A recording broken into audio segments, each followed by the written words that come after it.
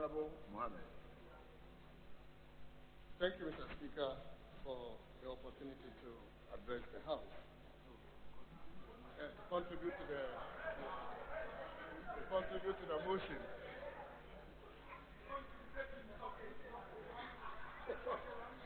Mr. Speaker, the energy sector is a very important sector in our economy.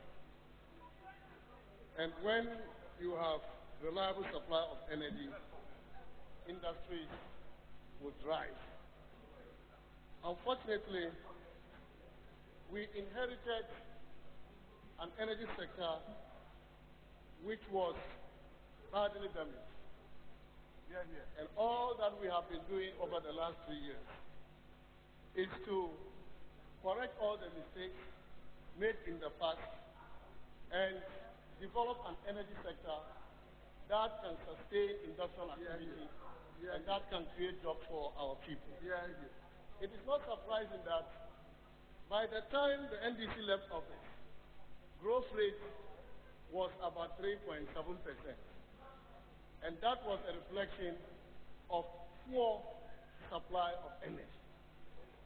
That was a reflection of the doomsday that they gave to Ghanaians. Today, Ghana is rated to be the fastest growing economy in the world. Because we supply, and this is by the IMF. The IMF, because we have solved the problems in the energy sector. Honorable Speaker, my colleague opposite just made an emphatic statement that is totally untrue. On page 11 of the minister's own statement, Mr. Speaker, Ghana's growth rate today, or in 2019, is 7%, and that of Cote d'Ivoire is 7.5%. On what basis will you say Ghana is growing, is the fastest growing in the world? How can 7 be more than 7.5%? I encourage the minister to correct himself and address the House truthfully, as he said, not with untruth. So withdraw and correct yourself. Mr. Speaker, Ghana this year is rated among the fastest growing economies in the world. And this is because we have been able to supply energy to industry. We have supplied energy to the hospitality industry. Honorable, speaking to the budget, were you correct? So, Mr. Speaker, no, Honorable, in the budget statement, please don't run so fast. Is that correct? If it's not correct, admit it and let's move ahead.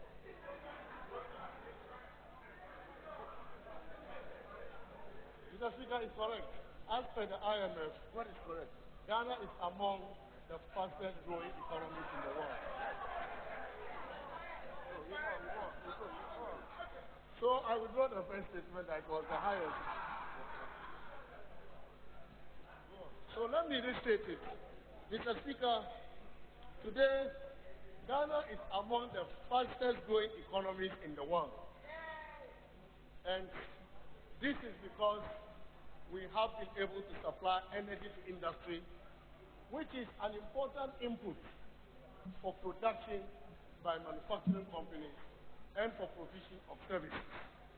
Mr. Speaker, in the budget statement, the Minister for Finance projected petroleum revenue at 8.9 billion Ghana cedis for 2020. This will be 13% of projected total revenue and 2.2% of GDP. That is remarkable improvement from the past.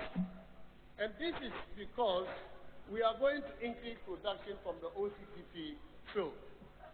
But Mr. Speaker, the reason we are able to increase production from the OCTP field are twofold.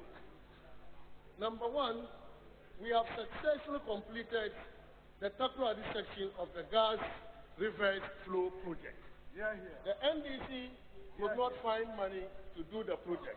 President Nana Akufo-Addo has found the money to do the project. We have completed it, and today we are able to flow 60 million standard cubic feet of gas a day from Takoradi to Tema.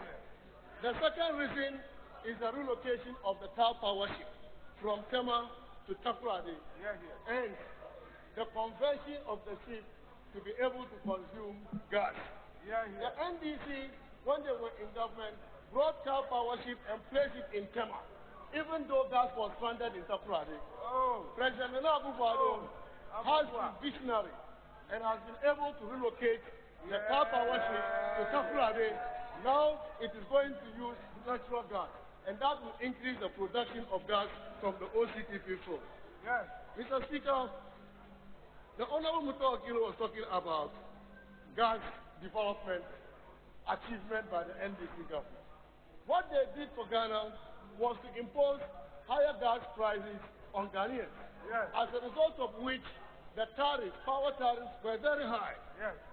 Mr. Speaker, when they did the Ghana gas plant, it cost the nation 30% more than similar projects in similar environments. And because of that, delivered gas price in Ghana was $8.8 per million BTU, when the commodity price was just $2. Mr. Speaker, the reason it was $8.8 per million BTU was because of the huge